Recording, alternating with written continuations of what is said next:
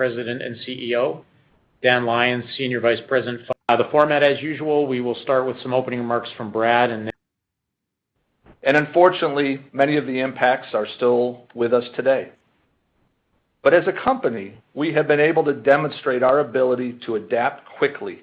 And although our second quarter results reflect just how challenging the environment has been, I am pleased with our response across the organization. This response, along with our strong balance sheet and level of integration, has allowed us to weather the storm without taking on further debt and positions the company well to capture the value of improving market conditions going forward. Before we get started with reviewing the second quarter financial and operating results, I want to take a minute to give a quick update on our efforts to manage the health and safety of our workforce during the COVID pandemic. As you are aware, we talked on the first quarter earnings call about multiple cases of COVID at our Kearl asset. I detailed at that time the steps we were taking to manage and address the situation, such as working closely with Alberta Health Services, making voluntary COVID testing available to all employees and contractors at Kearl, and various other steps, such as changing our rotation schedules, reducing capacity on flights and buses, and ensuring our workforce is employing best practices with safe distancing and use of proper protective equipment. And as a result of these efforts, I'm very pleased to say that Alberta Health Services declared the COVID outbreak to be over as of June 14th.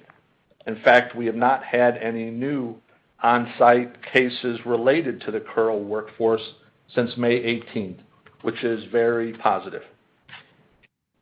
I would also point out that we continue to take COVID mitigation steps at all of our operating facilities and office locations across the country. And finally, I would also like to take this opportunity to once again express our deep and heartfelt appreciation and gratitude for all those working on the front lines of this global pandemic. We just can't thank them enough for the sacrifices they are making each and every day to keep us all safe and provide us with our essential services. Thank you again. So now let's turn to the second quarter. The combination of demand reductions brought on by the COVID pandemic and the oversupply shock resulting from the OPEC Plus actions created an unprecedented challenging business environment.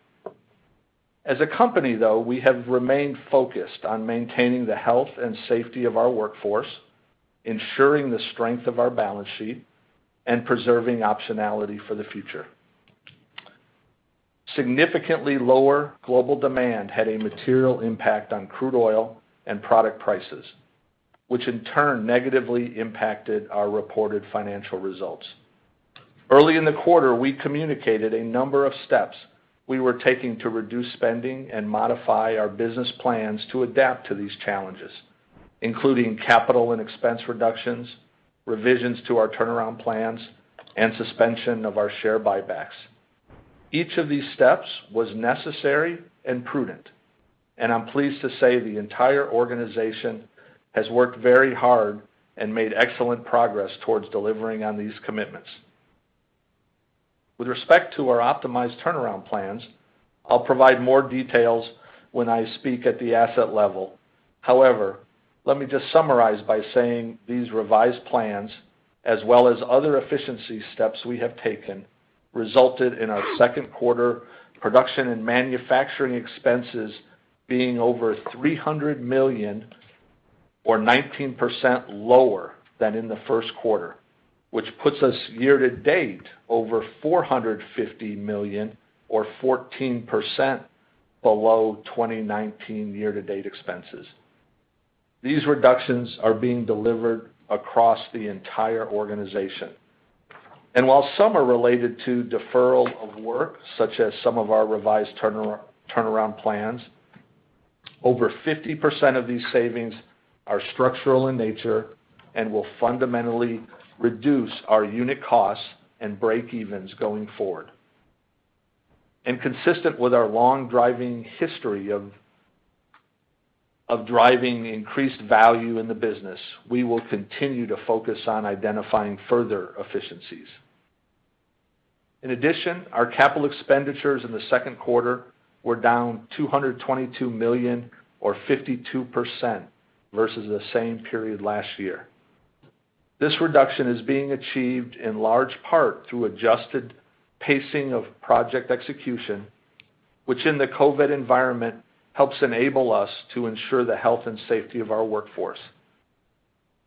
We continue to spend at typical sustaining capital levels, which of course is critical to ensure we do not compromise safety and reliability, as well as spending on some selective growth and value enhancement projects.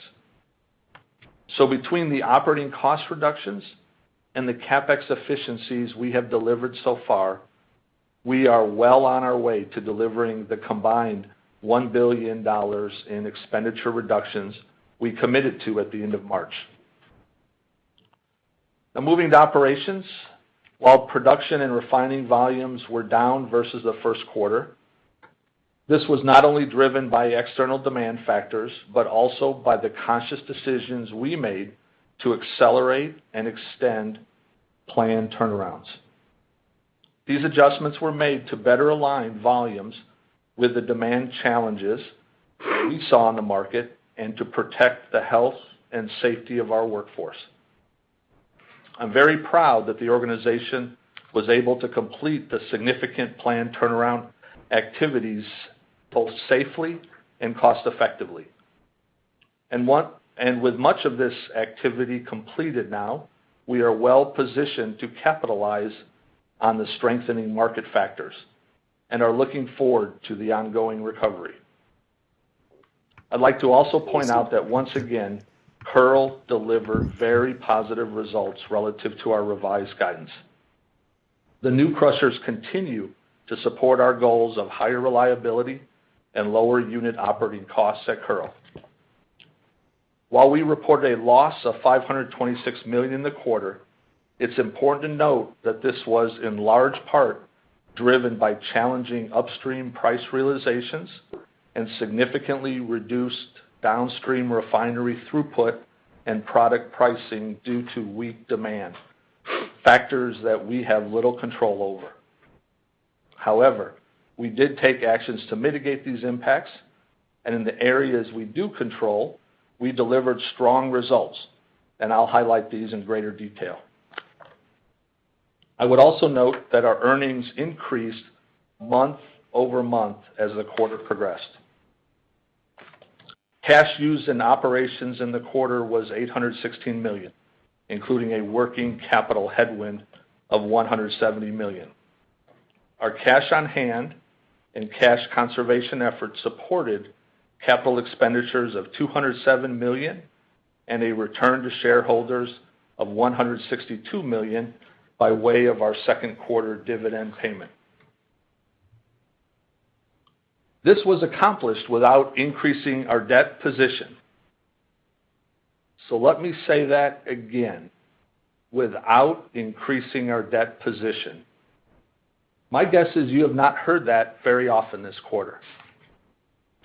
While market factors were a significant drag on cash generation in the quarter, cash from operating activities also saw improvement as the quarter progressed and commodity prices strengthened. Combined with cost reductions, operational strength, select growth initiatives, and with a significant portion of our turnaround activity for this year completed, we feel confident about the business going forward. We also remain in a strong financial position with an industry-low debt-to-capital ratio of 18% and sufficient access to liquidity. All of these factors support the third quarter dividend that we declared this morning of 22 cents per share, unchanged from the prior quarter. Our balance sheet remains strong, and we ended the quarter with $233 million of cash on hand. So at this point, I'm going to pause and turn it over to Dan to go through our financial performance for the quarter in more detail. Thanks, Brad. Our second quarter results were a loss of $526 million as compared to earnings of $1.2 billion in the second quarter of 2019. Driven by rising commodity prices at the end of the second quarter, our second quarter 2020 earnings include a non-cash gain of $281 million associated with the reversal of the inventory write-down we took in the first quarter. Looking sequentially and excluding non-cash charges, we were down $900 million from the first quarter of 2020, driven by low oil and product prices and COVID-19 demand impacts. These negative factors were partially offset by the substantial reductions in production and manufacturing expenses mentioned by Brad. Looking at performance by business line, Upstream recorded a net loss of $444 million in the second quarter of 2020 compared to a net loss of $608 million in the first quarter. Excluding the favorable non-cash impacts of the inventory revaluation change in the first quarter and its reversal in the second, results were down about $300 million from the first quarter. These results were mainly driven by lower realizations and lower volumes, partially offset by our focused efforts to reduce operating expenses. Turning to the Downstream. Downstream results decreased about $430 million from net income of $402 million in the first quarter to a net loss of $32 million in the second quarter. Again, excluding the impact of the non-cash inventory revaluation, results were down around $530 million. Results were negatively impacted by lower margins and lower sales volumes. These items were partially offset by favorable foreign exchange effects and lower operating expenses associated with our cost reduction efforts. Chemical earned $7 million in the second quarter compared to $21 million in the first quarter of 2020, with the change primarily driven by lower margins. Looking at cash flow. Cash used in operating activities was $816 million in the second quarter, down from cash generation of $423 million in the first quarter of 2020. Cash flow was impacted by negative earnings and unfavorable working capital effects. Nonetheless, we ended the quarter with just over $230 million of cash on hand, as Brad noted, our total debt remains stable at $5.2 billion. Imperial's liquidity remains strong, with substantial undrawn credit facilities, an industry-leading credit rating, and ready access to commercial paper and term debt markets. Moving on to CapEx. Capital expenditures in the second quarter totaled $207 million, down $124 million from the first quarter. Year-to-date 2020 CapEx totaled $538 million, down $420 million from year-to-date 2019, consistent with our commitment to reduce CapEx by $500 million and in line with our guidance of $1.1 to $1.2 billion for the full year. Reduced year-to-date spending compared to last year reflects the suspension of the Aspen project, completion of the Kearl crushers, lower unconventional CapEx, as well as significant reductions in Downstream CapEx. As Brad noted, our ongoing CapEx is focused on ensuring safe and reliable operations of our assets while continuing to progress high-value growth and efficiency projects like autonomous haul trucks at Kearl. Moving on to dividends. In the second quarter, we paid $162 million in dividends at 22 cents a share, an increase from $147 million at 19 cents a share in the second quarter of 2019. As Brad noted, and in case you missed it, we did this without increasing our debt. Our integrated business model and strong balance sheet position us well in this dynamic and challenging economic environment to continue to return cash to our shareholders. Earlier today, as Brad noted, we announced the third quarter dividend of 22 cents per share. I'll now turn it back to Brad to go over our operational performance. Thanks, Dan. Upstream production averaged 347,000 oil equivalent barrels a day in the second quarter, reflecting significant turnaround activity at Kearl, Cold Lake, and Syncrude. While volumes were down 53,000 barrels per day versus the second quarter of 2019, we continued to see exceptionally strong performance at Kearl. As I told you on the first quarter earnings call, We expected upstream production volumes to be negatively impacted in the second quarter as we dealt with the unprecedented drop in demand, as Canada, along with the rest of the world, dealt with the necessary travel restrictions, self-isolation, and social distancing measures to address the global pandemic. And in fact, we did see our production volumes drop 72,000 barrels per day versus the first quarter, due in large part to steps we chose to take to optimize turnarounds in the current environment. However, even with the reduced demand we have seen so far this year, we still expect to see a slight year-on-year volume growth, albeit less than originally planned. I would also note that we are not driven by volumes, but rather value. And at current prices, the value equation drives us to maximize production. So that is exactly what we are doing once the turnarounds are completed. And with our focus on reducing costs, our year-to-date production and manufacturing expenses in the upstream are down almost 15% versus the first half of 2019. Now, while no one should be surprised that volumes are down this quarter, let me tell you about the positive side of this, and that's Kearl. In the second quarter, we produced 190,000 barrels a day on a gross basis at Kearl, down from 226,000 barrels per day in the first quarter and down from 207,000 barrels a day in the second quarter of 2019. The lower production volumes versus prior quarters are reflective of the revised planned turnaround activities at one of Kearl's two plants. As we spoke about back on our earnings call last quarter, we made the decision to advance and extend our typical second quarter turnaround at Kearl to roughly an 8-week duration versus 4 weeks, so that we could better manage the health and safety of our workforce through appropriate physical distancing. The turnaround started in early May and was completed in late June, actually ahead of schedule, with less than 7 weeks duration and at a 40% lower cost. Our view at the time was that we would see production at Kearl average around 150,000 barrels per day gross in the quarter. So the actual production of 190,000 barrels per day is an excellent result, driven not only by our ability to complete the maintenance activities ahead of plan, but in addition, we have seen the asset perform above expectations outside this turnaround period. Again, a testament to the effectiveness of our new crushers.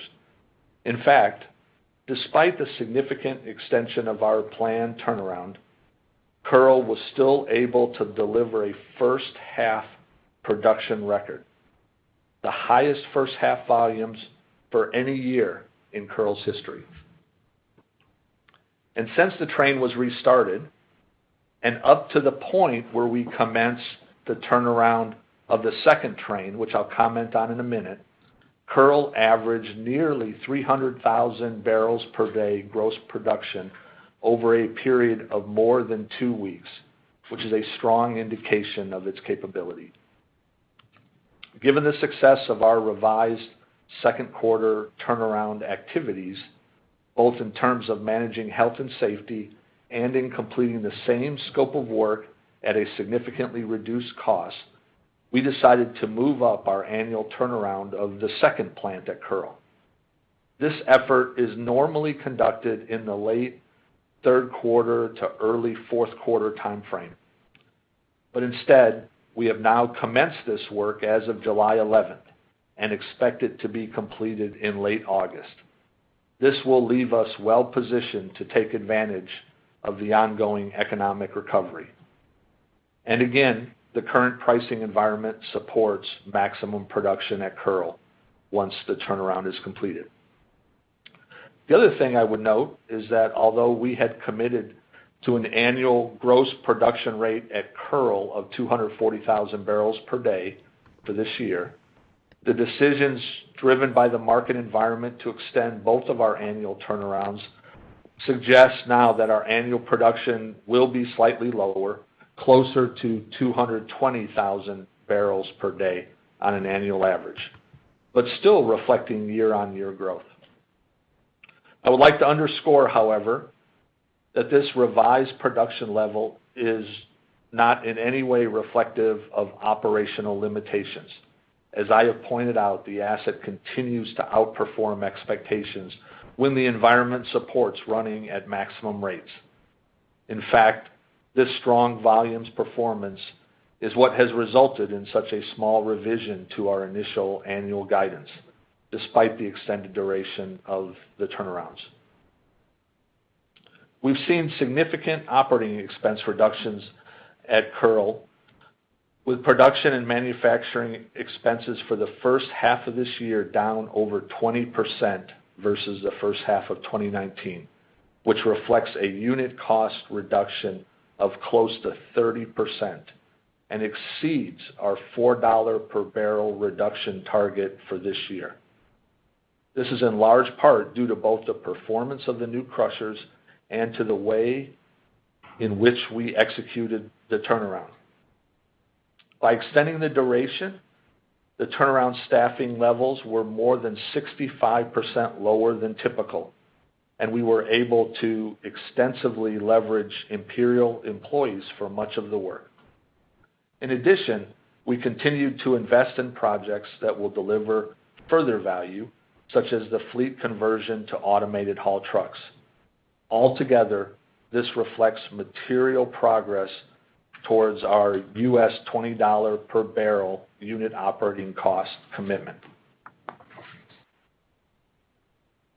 Moving to Cold Lake, production at Cold Lake was 123,000 barrels per day for the quarter, in line with the 15,000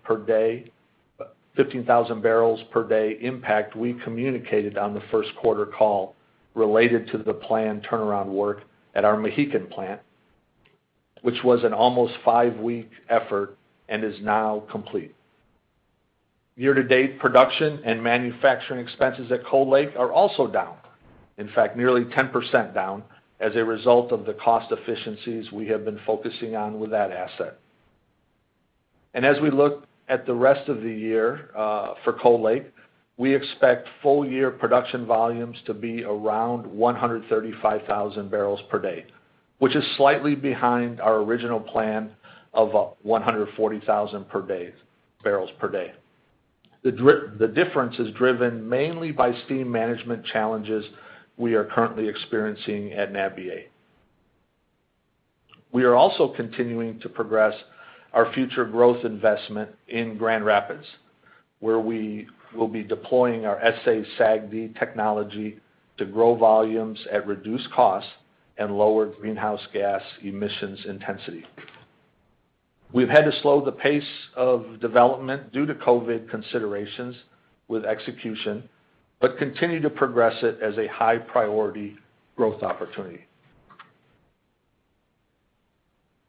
Syncrude's average production of 50,000 barrels per day, our share in the second quarter came in at the high end of the 45,000 to 50,000 barrel per day range we provided on the first quarter call. As we discussed back then, the owners agreed to move forward with a revised turnaround plan whereby the turnaround efforts would be managed as a number of smaller, discrete scopes of work, which can be completed by a smaller workforce, enabling appropriate physical distancing. This plan originally had the work running through October, but it now looks like the majority of the work should be completed in September, as that turnaround is going better than planned. The key work completed up to this point also provides flexibility around production levels through the third quarter, depending on changes to market conditions. The asset continues to move ahead with the construction of the bidirectional interconnecting pipeline, which will support increased reliability and utilization. This line is still expected to be in service in the fourth quarter of this year. And this is just one example of how the asset and the ownership are working together to identify structural changes and capture efficiencies to optimize the operation against the backdrop of a very dynamic market. Now let's move to the downstream. We refined an average of 278,000 barrels a day in the quarter, which was down 66,000 barrels per day versus the second quarter of 2019. The difference is mainly due to reduced runs associated with COVID-related demand reductions and our revised turnarounds, which are progressing very well, I will note. Now let's talk briefly about those revised turnaround plans, which I initially talked about on our first quarter earnings call as part of our efforts to manage our operations in this current environment. We revised the second quarter Sarnia turnaround to include primarily just the coker and expanded the duration to reduce on-site personnel. This turnaround started back in April, continues today, and is going very well.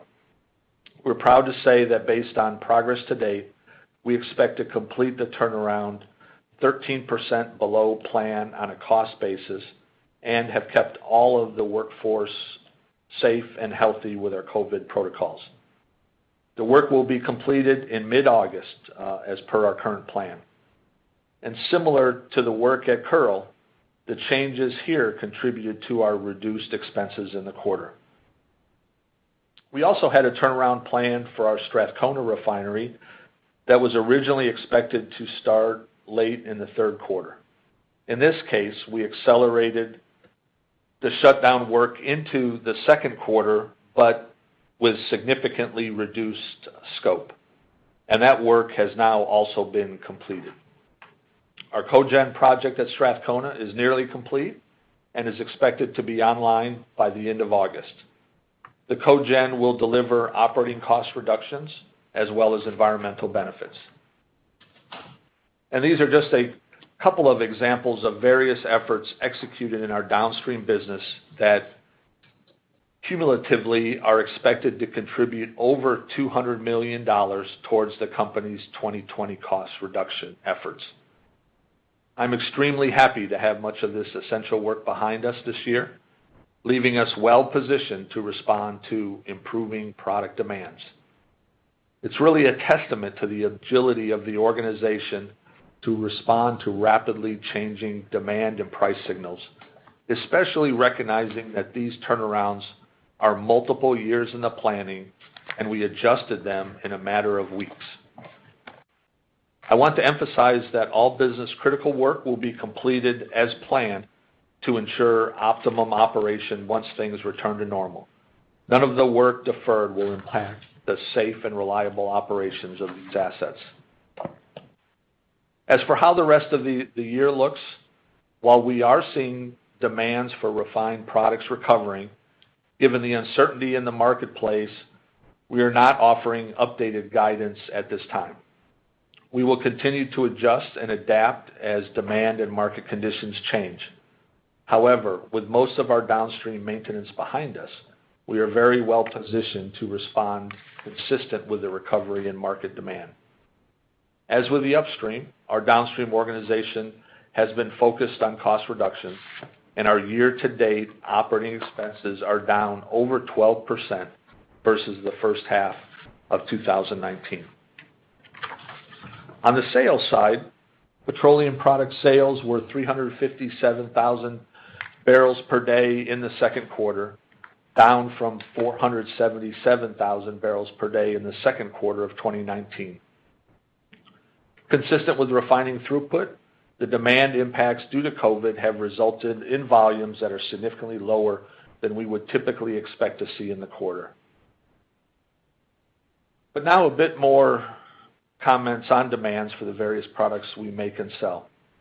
On the first quarter call, I mentioned we were seeing demand reductions in the range of 50 to 60% on motor gasoline, probably 20 to 30% on diesel, and 80 to 90% reductions on jet.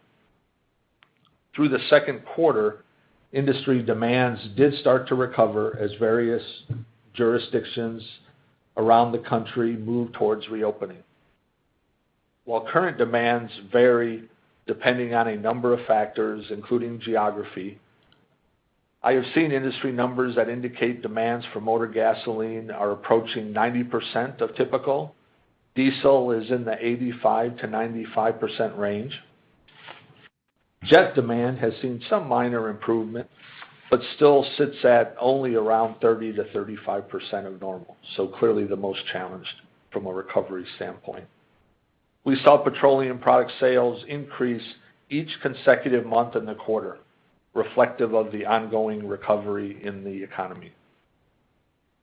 However, I would also point out that in this tough demand environment, our demand for asphalt remained quite robust, and we were able to deliver very strong results in that segment. In fact, we set an all-time production record at Strathcona for the month of May, and sales in the East were at record levels in both May and June, enabled by shifting jet production to Sarnia so we could produce more asphalt at Nanticoke to meet these stronger demands. Shifting to chemicals, our chemical business continues to be profitable in the current market, with earnings of $7 million in the second quarter, although this was down from $21 million in the first quarter. Volumes remain fairly flat, but we continue to experience margin pressure as we have talked about for the past few quarters, although our strong integration with the refinery and proximity to customers does mitigate this impact.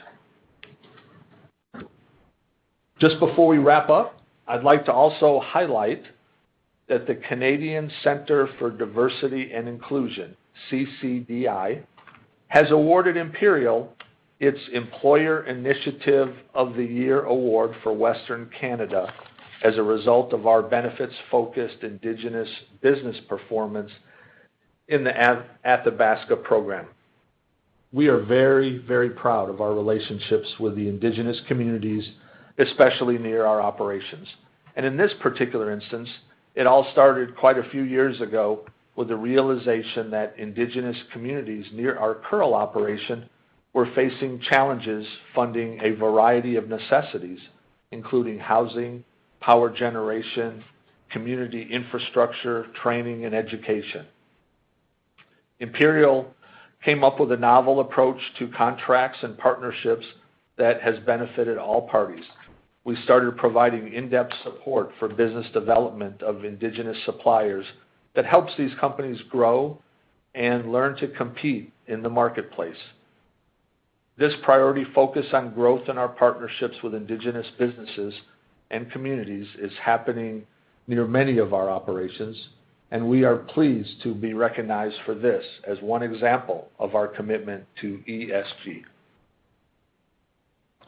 So now to wrap up. While there is no question that the second quarter was extremely challenging, in fact, probably one of the most challenging quarters in the history of our company, I'm very pleased with our operational results and how effectively we were able to safely execute our revised turnaround plans.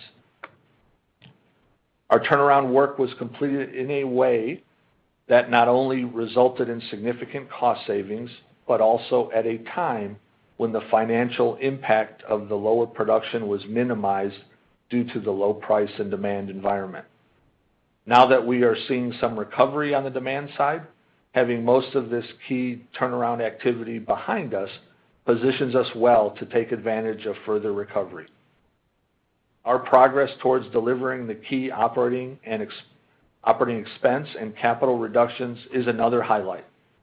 Across our entire business, in all departments, in all locations, the company has risen to the challenge and delivered material cost reductions.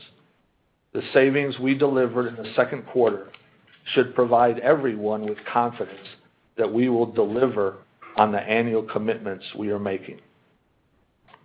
These savings also support our ability to continue to deliver returns to shareholders. We again maintained our dividend in the quarter and have achieved this with no change to our debt position. This underscores the financial strength of Imperial. and our ability to weather the more challenging times in this cycle. So with that, I'll turn it over to Dave for the Q&A session. Okay, thanks, Brad. We did have a couple of questions submitted in advance, so I think we'll go to those, and then we'll move over to the live Q&A. So the first question, Brad, comes from Menno Hulshof at TD. It's on Grand Rapids. The plan as of late last year was to develop the Grand Rapids to curb Cold Lake declines with startup targeted for 2021. How much has this plan changed given the downturn, and is 2023 still a reasonable expectation for a sustained recovery to 150+ thousand barrels a day? Thanks for that question, Menno. Grand Rapids continues to be a high priority growth project for us for the reasons I described, both in terms of its contributions to our cost structure, obviously volumes, which we expect to be quite profitable, but also has a material impact in lowering the greenhouse gas intensity of our operations. So through this very challenging time, it continues to be a priority for us. We have had to slow it down just to manage kind of COVID safe distancing, which impacts the execution schedule. But the team has been very creative and working hard to see how they can maintain schedule as best as possible. Our current outlook shows that we would expect to complete the first pad and be able to start injecting steam in early 2022 and would have volumes produced thereafter. And so at this point, we're still quite optimistic that by 2023, we will see a substantial contribution from Grand Rapids. And obviously, that is a key enabler to us sustaining our recovery to 150,000 barrels a day. Now, when we have our Investor Day in November, our plan is to give a complete update on Grand Rapids as well as Cold Lake in general, and so we'll be able to talk more specifically to what that volume profile looks like in the out years. So thank you for that question. Okay. And Menno also had a follow-up. With the full understanding that it's still very early days in terms of setting the 2021 budget, can you directionally talk us through some of the key considerations across your upstream and downstream assets, assuming the strip? Yeah, and I assume you're mostly talking to our capital budget in that regard. And you're right, it is early days. We're right in the middle of our business planning cycle, which we would expect to conclude over the next couple of months. Where we started this year, of course, was we expected to have capital spending at the $1.6 to $1.7 billion level, and we very purposely adjusted that in light of the market conditions to a $500 million lower number of $1.1 to $1.2 billion. And as you heard in my comments and Dan's comments, we're well on track to delivering that. And so if you were to assume that we would end up the year somewhere around that 1.1 to 1.2 billion range, I think we're going to find ourselves somewhere close to that number for next year, maybe a bit higher. I don't see us returning to the 1.6 to 1.7, but we'll be somewhere in that range. And I would say the key is that we're approaching next year very much as we are currently, in that we absolutely have to progress the sustaining capital projects that maintain safety, integrity, reliability of the operations. We do have some high-value selective growth projects like Cold Lake that I just spoke to, and we've got some in the downstream as well as infrastructure projects as well.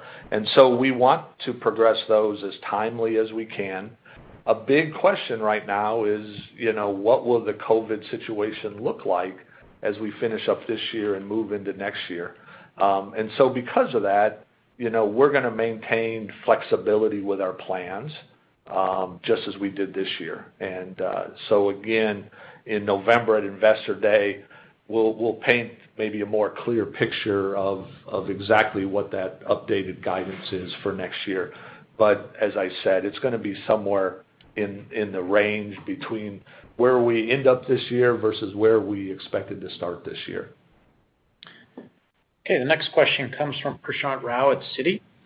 Debt remained controlled through the quarter. Expectedly, net debt to capital moved up. Does it feel like where the balance sheet stood at the end of the quarter is pretty much the high end of where leverage will go during this downturn, or is there room to gear up a bit more if needed?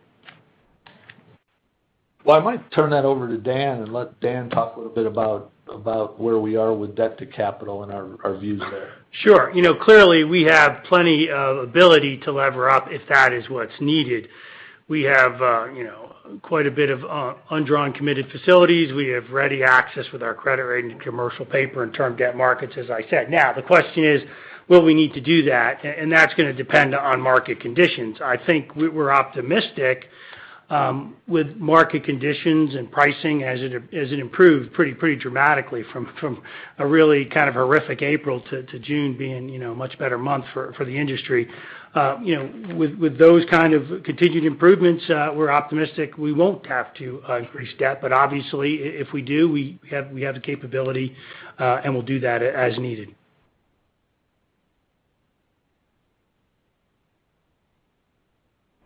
Prashant had a follow-up also. How did downstream utilization trend sequentially through the quarter? And based on 3Q to date, is 80% plus a reasonable expectation for the third quarter? Related to this, can you please discuss how the impacts to your downstream network due to the pandemic may have differed from peers, both Canadian and U.S.? Okay, thanks for that question, Prashant. Over the course of the quarter, obviously a lot of volatility. Certainly we changed our turnaround plans as I described, and that moved some significant downtime into the quarter, especially with Sarnia, which is continuing. We had some smaller downtime event at Strathcona, as I mentioned as well. And so that was kind of the foundational piece of it, which again, we made those decisions based on our assessment of significantly reduced demand for our products. And that was the other key driver. Every day that the downstream organization is optimizing their crude runs around what the demand profile looks like. And, that was sharply down in the month of April. We saw it pick up in May and June. And so as a result, over the quarter, our utilization ranged from 60% at the low end back in April to 75% at the high end. And, in June, July was also kind of in that range of around 75%. And who knows what, the rest of the year will look like at this point. Again, we're going to be well positioned to operate at high utilization rates should the market demand and the economics be there to support that. We're very encouraged by some of the demand profiles we're seeing, as I talked about, in all three key segments. Motor gasoline, we're seeing improvements. Diesel, we're seeing improvements. And even in jet, we're seeing some improvements. Now, those improvements, have been right here at the peak of the summer months. And as we all know, unfortunately, we are seeing some increased COVID cases across the country. And so a big question, as to what that recovery period will look like. We continue to be optimistic that we'll continue on this positive trend, but there's still uncertainty with that. Your question about, how do these impacts compare with our peers, both Canadian and U.S., I think they're very much in line. with what we've seen, across the industry. Although, each operator is having to make individual choices based on, kind of their own specific economic situation. But, I feel very good about where our downstream is positioned coming out of the second quarter and now moving into the third quarter. Thank you for that, Prashant. Okay, we're going to switch over, operator, to the live Q&A. We'd just ask folks, please, to, as usual, one question and one follow-up. Certainly. Ladies and gentlemen, if you have a question at this time, please press the star and the number 1 key on your telephone. To remove yourself from the queue, please press the pound key. Our first question comes from Greg Pardy with RBC Capital Markets. Your line is open. Oh, thanks. Hey, good morning, all. Brad, you touched on the steam management challenges at Nabiye, and I was just wondering if you could add a bit more color there in terms of how problematic it is. I mean, that project has had a checkered past, I think, as we all know, but just wondering if you can round that out a bit. Yeah, Greg, good to hear from you, and thanks for the question. Nabiye has been a challenged project for us, with mainly because of the reservoir performance and some surprises there with how the reservoir is responding to steam. And so we continue to learn with that, and we have seen some even slightly lower production than what we had anticipated for this period of the year, and that's causing us to slightly revise downward our thoughts on Cold Lake for the year. I would still say it's nothing too material in the context of Imperial's overall oil production volumes. And the bright side, the upside is, that with Grand Rapids, we're going to put that unused steam to good use and efficiently develop the Grand Rapids reservoir. So, we'll take more time at the Investor Day to talk about Nabiye, but I wouldn't be overly concerned about it in the big picture of Imperial. And as you just heard, we are far kind of compensating for any slight Nabiye reduction with what's going on with Kearl. Yeah, no, for sure. And then just the second question, I guess, just on CBR, crude by rail movements, and we know that's a pretty dormant market right now, but can you comment on maybe how much you had moving in the second quarter, and then what the thinking is through the balance of the year? It's got to be pretty limited, I would think, just given spreads, but wanted to ask that anyway. Yeah, no, it's a fair question, and normally I would cover it in my remarks at the front end of the call, but you're exactly right. It has been very limited this quarter, so I didn't really feature it.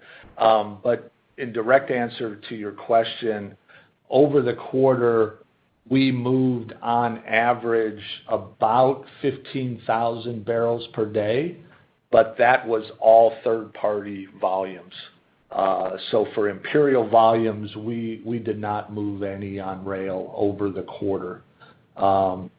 As we look forward, to the rest of the year, as we've always said, having rail available to us is a very strategic insurance policy for us to ensure that we have multiple avenues of egress for our produced volumes.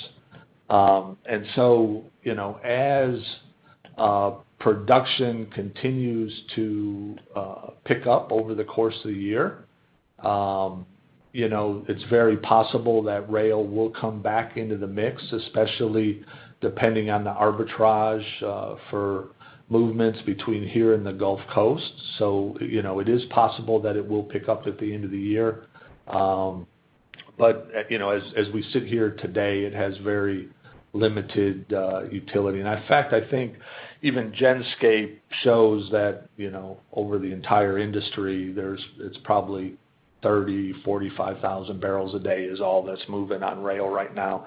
And a lot of that's just because there's surplus capacity in pipe, which of course generally is the more cost efficient means of transportation.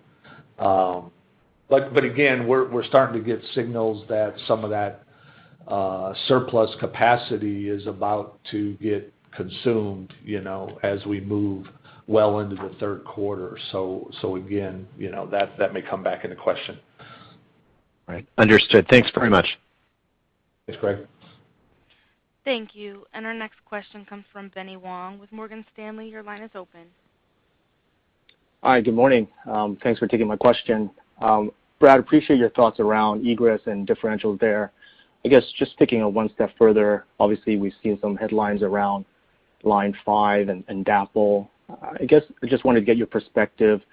There is, risk of Line 5 being disrupted for an extended period. Maybe talk about your flexibility and optionality there for your refineries in Eastern Canada. And for DAPL, just curious in terms of if you have any thoughts if there's an extended disruption, what impact that might have on some of the synthetic and MSW differentials on that side.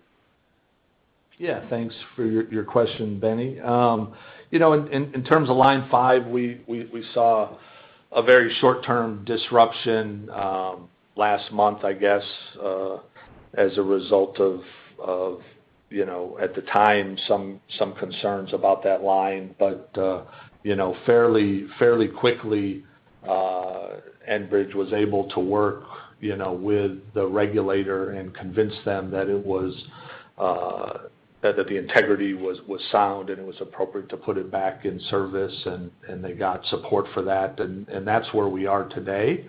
And so we feel quite good about the reliability of Line 5 going forward based on our understanding of the nature of those concerns. So we really don't view that there's much risk for us to have any extended interruption of Line 5. But having said that, the interruption we had obviously caused us to mobilize contingency plans, and through that, we were able to put plans in place that would sufficiently cover our refinery demands, both with the potential for alternate pipeline supply, as well as rail, and if needed, even waterborne supply. So, our downstream team reacted very quickly to make sure there would be no interruption to our operations, and fortunately there weren't. But that has given us confidence going forward as well. In terms of DAPL really doesn't affect us directly. We're not acquiring any Bakken crude directly from that system. Certainly, it has the potential with an extended outage that it could impact the differentials on the light crudes, and of course our refineries on balance run a light slate, and so any widening of that differential could certainly be advantageous for us. Got it. Appreciate those thoughts, Brad. My second question is really around the interconnect pipeline with Syncrude. Just curious in terms of how strategically and how you guys manage that project's going to change going forward. It's increasingly more tied to Suncor's assets and how they operate it. Just curious in terms of how you guys think about that commercially and strategically. And correct me if I'm wrong, but I believe the partners are responsible for managing their own barrels. If that is the case, then how does that change going forward when there's much more interconnect within those two plants? Yeah, Benny. I guess what I would say is first of all, this project is viewed as having balanced strategic benefits between both Syncrude and Suncor. and that underpins kind of the commercial framework that's in place. Broadly speaking, having that interconnection does provide flexibility for both operations during periods of both planned and unplanned downtime. And by having that flexibility, it should allow for overall improved production. And so that's the objective.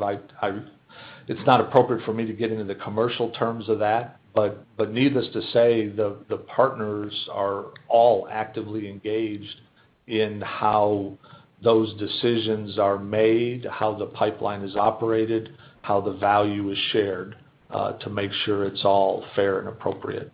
But we feel very good about having that additional flexibility for Syncrude. Great. Thanks, Brad. And as I mentioned, Benny, it is progressing towards fourth quarter startup, so that's very positive that we've been able to kind of keep that moving ahead during the pandemic. Thank you. And our next question comes from the line of Emily Chang with Goldman Sachs. Your line is open. Hi, good morning. I just have one question, and it's around your latest view around M&A.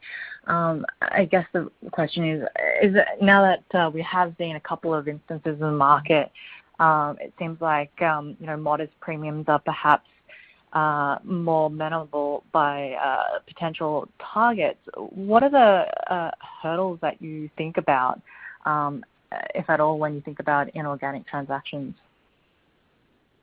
Yeah, thanks for that question, Emily. And, as you can imagine, we're watching that space very closely.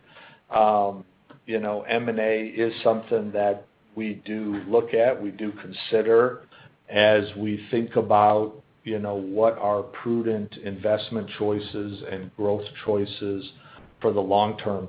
And as I've shared with you and others on earlier calls, we are keeping the aperture open for any potential opportunities, that we think would make very good strategic economic sense for us and our shareholders.